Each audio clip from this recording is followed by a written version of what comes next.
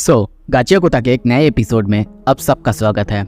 दोस्तों, I hope कि आपको ये मांगा सीरीज पसंद आ रहा है। अगर आ रहा है तो लाइक कर दो। और हाँ, मैं देख रहा हूँ आप में से 81% लोग मेरे वीडियोस देखते हो पर सब्सक्राइब नहीं करते। क्या बात है, सब्सक्राइब कर दो यार। जल्दी से 1 लाख सब्सक्राइबर्स तक पहुँचना है, तो जल्दी से सब्सक्राइब करो। चलिए आगे बढ़ते हैं। एपिसोड के शुरू में हम एक टब में फ्लावर को उगते हुए देखते हैं। डेलमन को देखते हैं जिसने उस फ्लावर को उगाया था और उसकी तारीफ एक लेडी करने लगती है। ये सुन के डेलमन खुश होता है और कहता है, नहीं, चाहे कितने भी फ्लावर्स हो, इनफ नहीं होते। मैं इस पूरे घर को फ्लावर्स से भर दूंगा। ये सुन के वो लेडी खुश होती है। पर यहीं पे प्रेजेंट में हम एमो को देखते हैं। अब डेलमन, रूडो, रियो सब अलग हो चुके हैं, यहाँ तक कि खुद फॉलो भी। और उन सबको कंट्रोल कर रही है एमो। और यहाँ पे हम तैमजी और जंका को अकेले देखते हैं। और अब तैमजी अपनी पावर यानी अपनी जिंकी का इस्तेमाल करना चालू करता है। उसके हाथ में हम एक रस्सी से बंधा हुआ छड़ी जैसे कुछ देखते हैं और वो अब उसके ऊपर अपनी पावर्स का इस्तेमाल करते ही वो बड़ा हो जाता है, जिसका की नाम है टोकुशिन। यहाँ पे वो दोनों अपने अपने हथियार से उनकी तरफ आगे बढ़ रहे थे, पर इस तरफ डेलमन कुछ और ही देख रहा था, जैसे कि उसके घर को तोड़ने के लिए कोई आए हैं। और इसी वजह से गुस्से में वो उनकी तरफ उन्हें मारने के लिए दौड़ने लगता है और चिल्लाने लगता है। कहता है, मैं कभी भी तुम लोगों को फिर से उसे एक बार हर्ट करने नहीं दूंगा। और वो उनकी तरफ उन्हें मारने के लिए दौड़ता है। पर इस तरफ तभी तैमजी अपनी पावर्स का इस्तेमाल करता है और उसके उसी हथियार से हम कई सारे रस्सियों को एक साथ बाहर निकलते हुए देखते हैं, जो कि वहाँ पे जितने भी लोग थे जैसे कि रूडो, रियो, डेलमन और फॉलो सबको जकड़ लेते हैं और हवा में ही बांध देते हैं। ये देख के एमो बहुत ज़्यादा डर जाती है। पर इस तरफ रियो को देखते हैं, वो थोड़ा सा निकलने की कोशिश कर रही है, पर वो जितना कोशिश करती वो रस्सी उतना ज़्यादा टाइट होते जाता। तैमजी भी वही कहता है, ये मैं रिकमेंड नहीं करूँगा कि तुम लोग अपने आप को छुड़ाने की कोशिश करो, क्योंकि जितना तुम करोगे उतना ही टेंगल्ड होते जाओगे। और तभी तैमजी अपनी पावर्स का इस्तेमाल करने लगती है और अपनी ताकत और बढ़ाने लगता है, जिसकी वजह से वो टेंगल्ड हुए सब कोई अब एक ही जगह में एक लट्टू के जैसे उसके हथियार के आसपास आ चुके हैं। और सिर्फ वो नहीं, बल्कि वहाँ पे हम एमो को भी देखते हैं, जिसे कि तैमजी ने उल्टा झुला दिया है। और यहाँ पे मैं खुद क्या बताऊँ, आप लोग खुद देखो यार। और अब अटकने के बाद एमो वो हंसने लगती है और कहती है, ठीक है, गो ऑन। पर तैमजी कहता है, अब सबको नॉर्मल करो जल्दी से जल्दी। पर इस तरफ जंका कहता है, उसे वैसे लटकाने की कोई ज़रूरत नहीं थी, ये सब नॉर्मल तरीके से भी हो सकता था। पर दूसरी तरफ तभी हम देखते हैं ग्रीस टॉमी को देखता है। टॉमी ने मास्क पहना हुआ था, जिसकी वजह से उसके ऊपर कोई भी असर नहीं हुआ था। पर वहीं पे इंजन वो भी गिरा हुआ था और वो भी अब तक अनकॉन्शियस था। टॉमी कहती भी है, उसे तो मैंने बहुत देर पहले ही मास्क पहना दिया था, पर अब तक कोई भी रिस्पॉन्स नहीं मिला। इस तरफ एमो चिल्लाने लगती है, यू हर्ट मी। इस तरह से एमो को टॉर्चर किसी ने बहुत दिनों से नहीं किया। You are so mean. और तभी वो चीखता है, हेल्प मी। और ये सुनते ही बाकी सबको कुछ होने लगता है, जिसके वजह से बाकी सब जैसे कि पागल हो जाते हैं और उसको बचाने के लिए अपने अपने पावर्स का इस्तेमाल करते हैं, जिसकी वजह से तैमजी का जो हथियार था उसके अंदर बहुत कुछ होने लगता है। वो जैसे कि टूटने लगता है और सबके मन में ऐसा आने लगता है कि वो किसी को नहीं छोड़ेंगे जो भी उनके प्यार को, उनके लव्ड वन को उनसे छीनने आए हैं। पर तभी इस तरफ तैमजी कहता है, दैट्स इनफ। अगर तुम लोग सच में चाहते हो कि मैं उस औरत को छोड़ दूँ, फाइन।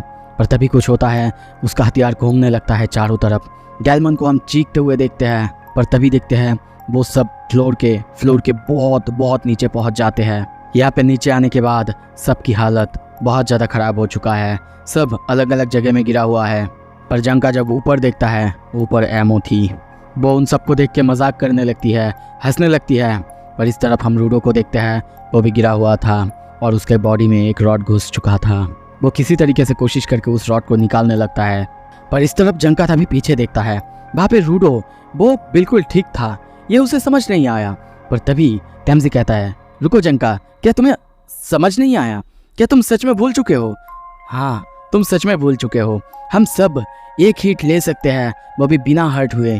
याद तो है ना तुम्हें ये? और इसी वजह से यहाँ पे हम रूडो को बिल्कुल ठीक देखते हैं। और तब जंका याद दिलाता है कि जो स्पेल रेमलिन ने सबके ऊपर करा था वो यहाँ पे काम कर रहा है। एक हीट वो सब कोई अच्छे से ले सकते हैं। और इसी वजह से तभी वहाँ पे इंजन की आवाज़ सुनाई देता है। वो कहता है, दैट्स राइट, हम लोग सब सेफ है। वो पीछे देखती है, एमो के वहीं पे हम इंजन को देखते हैं। वो कहता है, और हाँ, मैं इस जूते को पूरी तरह से कॉन्फिस्केट करने वाला हूँ। सीन शिफ्ट होता है, द क्लीनर्स ऑफिस में दिखाया जाता है। सिम्यू को देखते हैं, वो रूडो की फाइल ही देख रही थी। पर वहीं पे तभी हम बॉस को देखते हैं। उसे यह पे पता था कि सिम्यू ने रूडो के अंदर शायद कुछ ऐसा देखा था जो कि उसे अभी भी खाए जा रही है, और इसी वजह से वो उसे ये बताने के लिए कहता है कि बताओ, तुमने जब रूडो को पहली बार देखा था तो उसके अंदर क्या देखा था तुमने। सीन शिफ्ट होता है, हमें एमओ के कसल में दिखाया जाता है। इंजन के हाथ में अभी भी उसका जूता था। इंजन बताने लगता है, ये क्या, तुमने तो कोई सॉक्स ही नहीं पहना, क्या सच में तुम अपने जूते में कोई भी सॉक्स नहीं पहनते हो। पर ये सब सुन के एमो को और गुस्सा आता है। वो उसकी तरफ अपना जूता लेने के लिए दौड़ के जाती है, छीनने की कोशिश भी करती है, यह तक कि कहती है, नहीं, अगर तुम ऐसे करते रहोगे तो तुम उनकी डियर वन की सेंड को गवा दोगे। ये सुन के इंजन कहता है, डियर वन, इसका क्या मतलब है। और यहाँ पे इंजन यहाँ तक कि उस शू को सूंघने की कोशिश भी करता है, जो देख के उसे और ज्यादा गुस्सा आ जाता है। और तब इंजन कहता है, ठीक है, मैं इसे वापस तो दे दूंगा, पर इसके बदले तुम्हें सबको नॉर्मल करना होगा, सबको नॉर्मल, बिल्कुल वैसे ही जैसे वो पहले से थे। और तब वो कहती है, एमओ अपने पावर्स को यूज नहीं कर सकती, वो भी अपने एक शू से, वैसे भी वो लोग ऑलरेडी नॉर्मल हो चुके हैं, वो और एमओ को प्रोटेक्ट नहीं करेंगे। और तभी सीन शिफ्ट होता है, हम ऊपर डेलमन को देखते हैं। उसका कॉन्शियसनेस लौट आया है। वो अपने आप को देख के कहता है, ये क्या हुआ है, मैं कहाँ हूँ और ये सब कैसे हुआ।